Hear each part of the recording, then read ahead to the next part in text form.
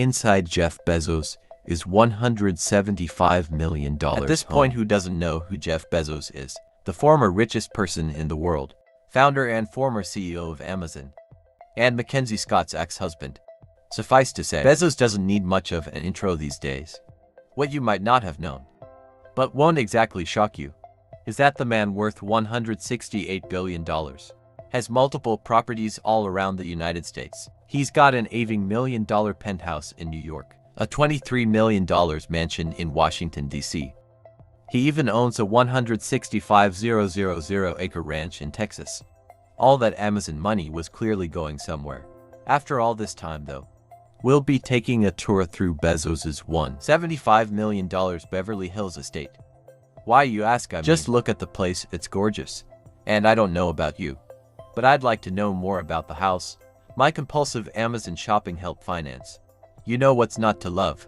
You order the groceries online, and we deliver them to your door. Bezos' 9-acre palatial estate, believe it or not, didn't just spawn out of nowhere. This home is in fact east of Hollywood, history making it quite fancy for a home that's almost 100 years old. It was built in 1934. Warner Brothers co-founder Jack Warner and Beck. Then this place was a party hotspot, hosting celebrities in Hollywood heavyweights alike. Trust me, Bezos doesn't party like he did back in the day. Back then, this place was literally known as the Party Palace. It has hosted wealthy and famous people like Jimmy Stewart, Audrey Hepburn, Howard Hughes, and even Albert Einstein was invited to the mansion I work in. No play. Am I right, Jeff? Bezos purchased the place back in February 2020 from other billionaire David Geffen for $165 million. Geffen himself had gotten the property back in the 90s and had reportedly spent $45 million renovating the place. $20 million of that was apparently spent on landscaping alone. It's a real shocker. Geffen chose to sell the place. If I dropped that kind of money renovating the place, you best believe I'm getting buried there. Just a couple years later, after Bezos purchased, the place is already worth $10 million more. Any idea how and why that happened? Please let me know in the comments and stick around, cause we might just find out. If I should abandon my dreams of owning this place when Bezos is done with it exterior. So how about a tour of this majestic estate? Tell me, what would you consider the most eye-catching part of this 9-acre estate? The beautiful foliage, the nice fountain set in the middle of the compound, or maybe, just maybe, it's the 13,000 square foot mega mansion that really ties the place together. Oh, this mansion isn't just big. And I don't say this about blocks of concrete and paint very often, but this building is pretty damn eye-catching too, especially those nice thick pillars out front. The architect's choice to adopt a Georgian-style design really gives this home a nice, regal feel. Looking at it from the front, you'd almost think you were looking at the White House. As for the other slightly less eye-catching, but just as amazing parts of this compound, just driving into this home has you going down a lovely sycamore-lined driveway with luscious greenery on the outside and luscious greenery on the inside. I kid you not. The amazing aesthetics of this place are so powerful. It makes the entire neighborhood more beautiful. If I haven't already made it abundantly clear, this compound is massive. There's plenty of space for parking. Yet the architects took it upon themselves to fit as much as they could in here. And yes, it's covered with the kind of lawn you'd need to hire a whole army of gardeners for. Amenities other than the nice, picturesque fountain I mentioned earlier. You can find 2 ponds and not 1, not 2 but 3 greenhouses here. You can't tell me someone has that many greenhouses on their property and they're not a supervillain. I've seen more than enough movies. Thankfully, Bezos' greenhouse does seem to be filled with expensive flowers and exotic plants for now. There's also a massive outdoor pool. Frankly, if there wasn't one, I'd be very disappointed at Bezos for buying the place. Pools are about as standard as doorknobs in these mega mansions. When Bezos is looking to beat the heat, he can just take a nice relaxing dip in the pool. And when he's looking to beat the cold, then he just takes a dip in the hot tub, all conveniently placed behind one of the guest houses.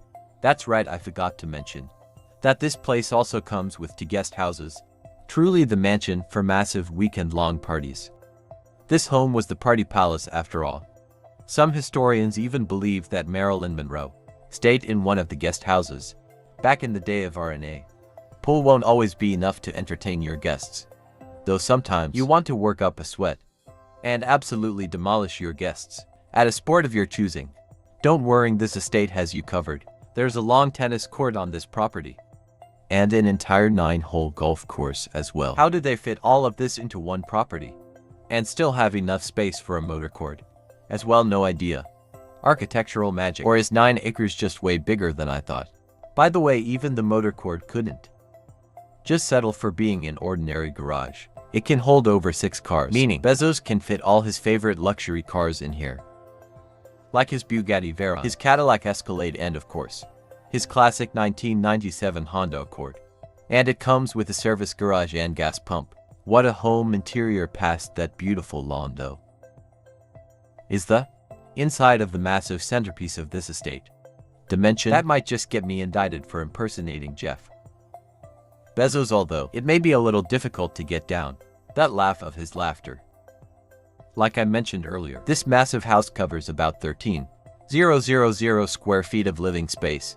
It features 8 bedrooms, 9 bathrooms, a dining room large enough to fit 14 people, and a large fireplace. Granted, this mansion might not be the largest home Bezos owns, but what it lacks in size, it makes up for in elegance. And yes, that lovely Georgian architecture is on the inside as well. No worries there. I mean, just walking inside this home will get you slapped in the face with its majesty. The first thing you will lay your eyes on will be a massive 2-story entrance hallway, candle-evered staircase that leads to the upper part of the mansion, and a beautiful cut glass chandelier that really ties the high-end wood flooring together. When you aren't admiring the aesthetic beauty of this mansion, there are plenty of things to do and amenities scattered around the place. You don't drop $165 million on a mansion that can't keep you a little entertained now, do you? The mansion comes with an expansive, well-stocked bar, and I know what you're thinking. That's all you need, right? Well, the designers thought otherwise. The mansion also comes with a screening room, a library, and a sunroom for when you're ready to go full Scrooge and transition into a proper reclusive billionaire nobody sees during the daytime. Bezos likes it big. If you couldn't tell from the size of this place and the sheer amount of stuff squeezed into it, it's pretty clear that Bezos likes it big. And by it, I'm talking about his properties. You could say he has a passion for getting large things and making them even larger. And just like the man himself says, you do need to follow your passions. What is that? Is that the sound of you disagreeing with me? Well, get this. Not only does Bezos own a 165,000 acre ranch, a piece of property so massive, it doubles as a summer camp for his family, and a launch site for Blue Origin, Bezos' rocket space flight company. There was the time he turned a 100-year-old textile mill into a $23 million home, which of course included the original home and the building next to it, combining both of them to create a massive 34,000 square foot home. He spent about $12 million and 3 years renovating the whole place to achieve his perfect massive mansion, and then promptly partied in it. As for his New York penthouse, he did pretty much the same thing.